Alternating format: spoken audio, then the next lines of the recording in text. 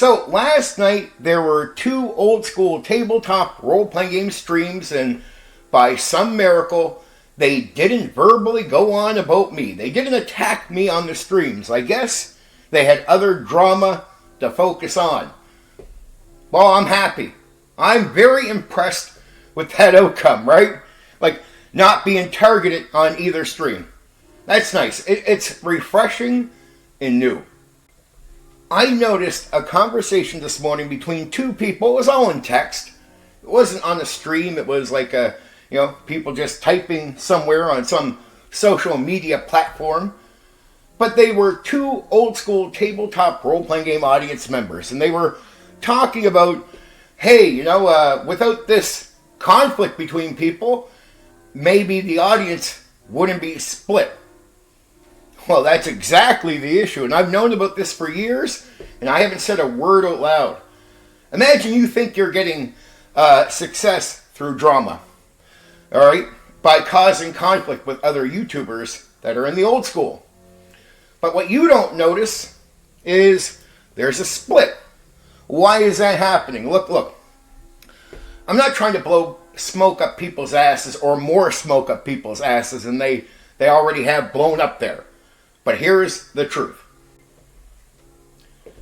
You old school tabletop role-playing game YouTubers have influence. You have loyal audience members. You have people that like you.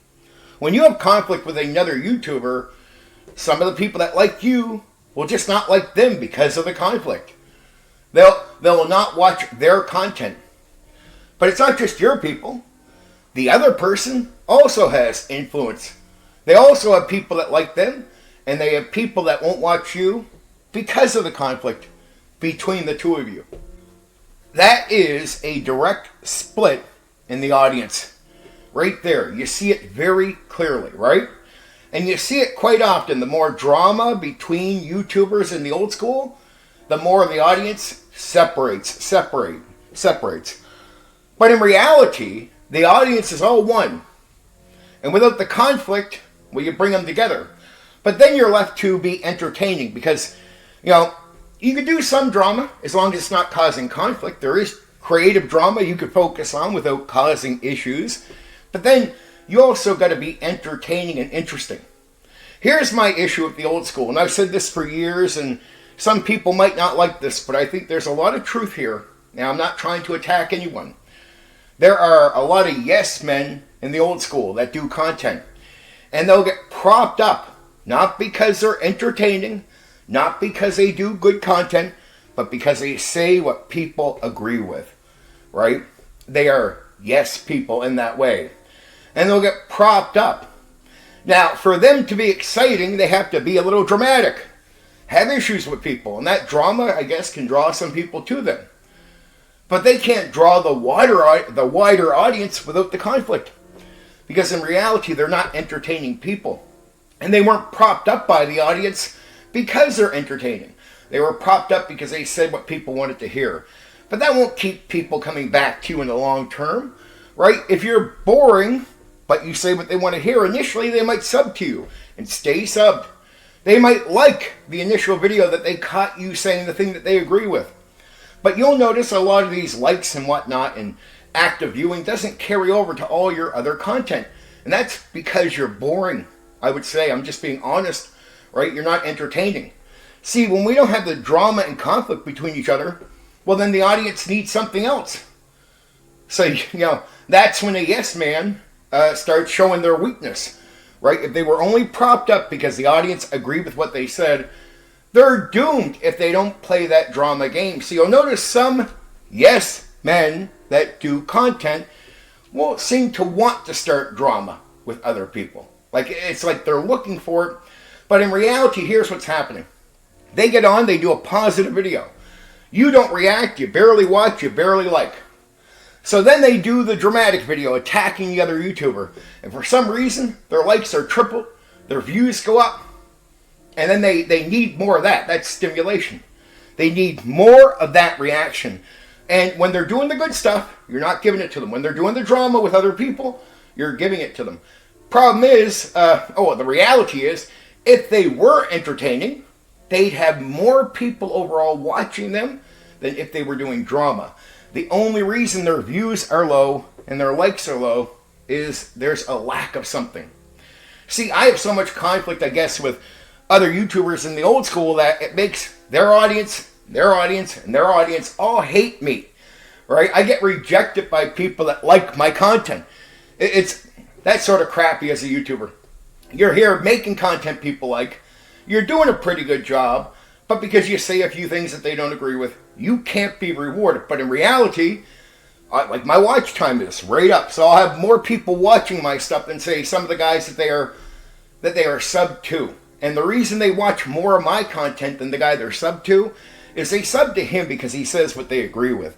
They watch my stuff because I can entertain them, keep them interesting, be exciting, be on the edge.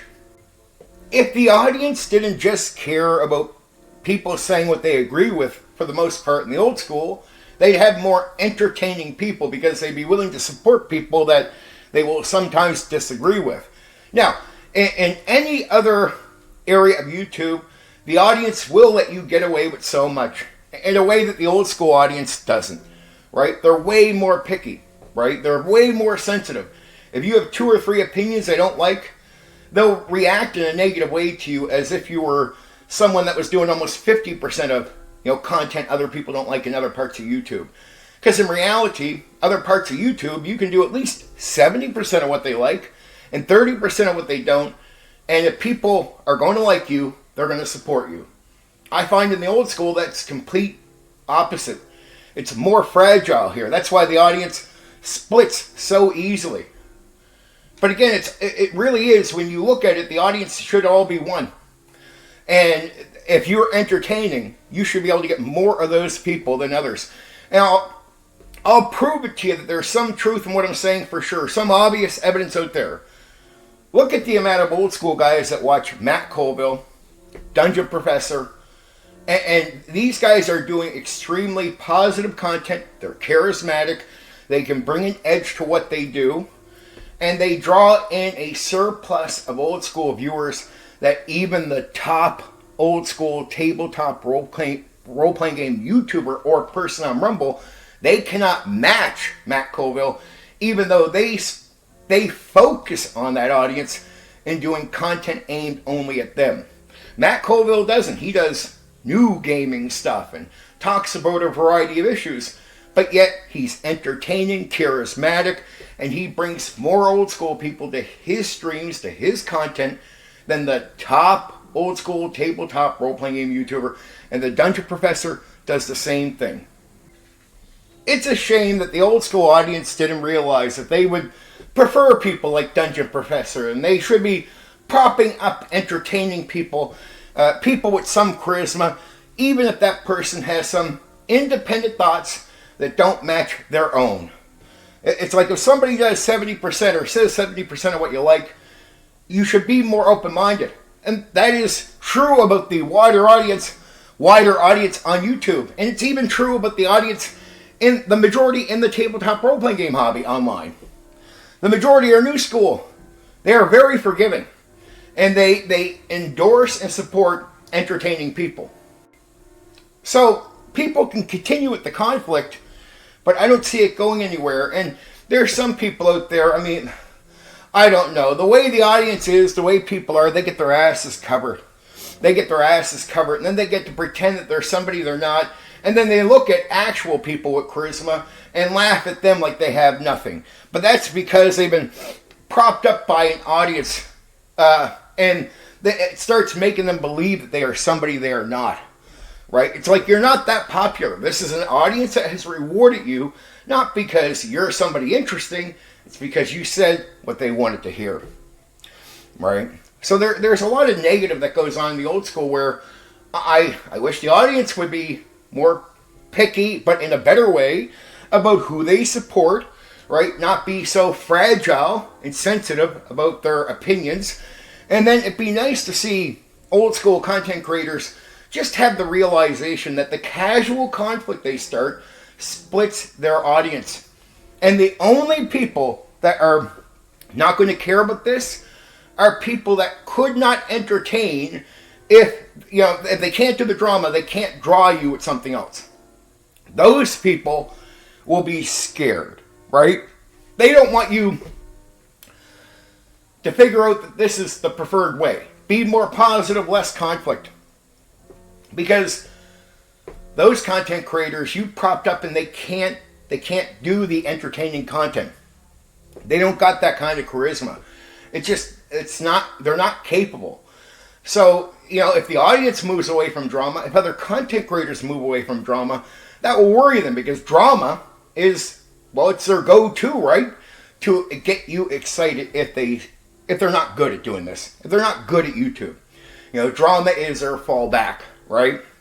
That's it. Or a mix of drama, lying about people, and then telling you what you want to hear. I mean, that might get people growth, but it's not getting them growth because they have the it factor. It's not getting them growth because they have talent. And we should be looking for people with talent. I mean, it's a shame to see the new school in the hobby have a bunch of talented, charismatic people at the top having major influence and doing a lot of great work in that part of the hobby for those people. They like that. It's too bad in the old school we don't have Dungeon Professor is old school, but he had to run away because you can't be successful here under these conditions. So I'm not attacking anyone. I just hope people start realizing that the conflict they have with each other splits their audience, and then it forces them to do drama to grow or get anywhere or get an audience because the audience is conflicting. They're not coming together to watch you. And then also the timing of streams. I have a small audience that is separate from the rest of you, so I don't concern myself too much with lining my streams up against yours in that way, because I'm sort of kicked out of the old school in that way. But it is sad to see an audience split last night between two major streams in the old school.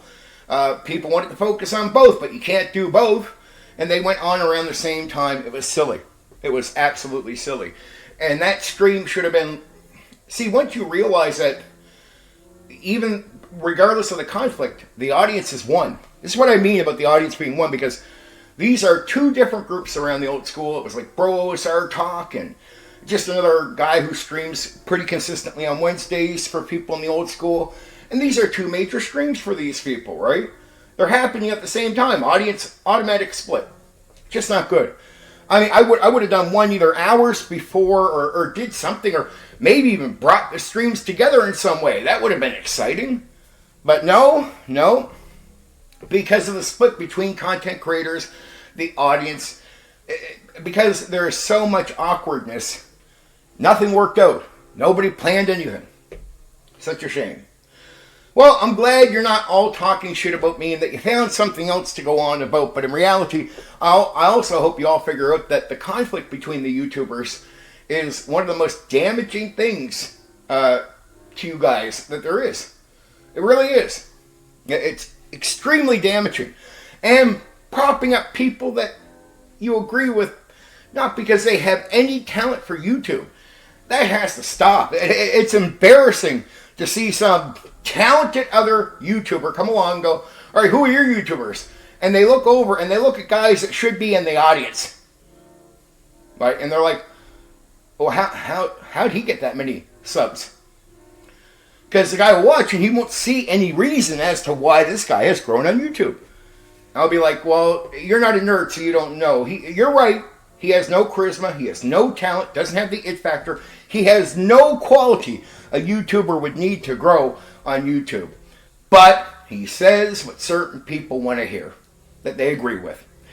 And that's why in the old school, he has grown. Now, if you go to the new school and you say what people want to hear, you can get a bit of a bump. But if you suck and you're boring, they throw you aside. Oh, there's a lot of guys that say what people want to hear in the new school, and they don't get the bump because you got to have the it factor. You got to have charisma. You got to have some talent in the new school part of the tabletop role-playing game hobby to be a YouTuber and get anywhere. Why shouldn't we have the same standard? It's because our audience is not is not that open-minded. They're as sensitive as you could imagine young people to be on certain issues. Like you poke a little bit, they cry like you picked on them. It can be like that. So they can get very sensitive over opinions they don't like. And for that reason, it's hard to change things here. But they should be able to see, obviously, what's going on. Well, there, I want to get that all off my system. It's a bit of a get this out of my head. I'm happy you're not talking shit about me. And I'm not going to bring up any names in this video because I don't want to direct any attack at anyone. But just a general thought process I had after checking out, I guess, hearing about the streams, really, and being told nobody talks shit about me. If they did, part of me doesn't care either way. But I would be very impressed. Part of me would be very impressed if they didn't. That just means I know they got other shit to focus on. So that's good. Don't focus on me. That's great. I love that. But I figured I'd just get this off my chest. I'm doing a stream tonight focused on Greyhawk. Condor DM Show special. It's going to be fucking great, man. We're going to go into the details, have a lovely time. I can't go into it like Greyhawk Grogdard.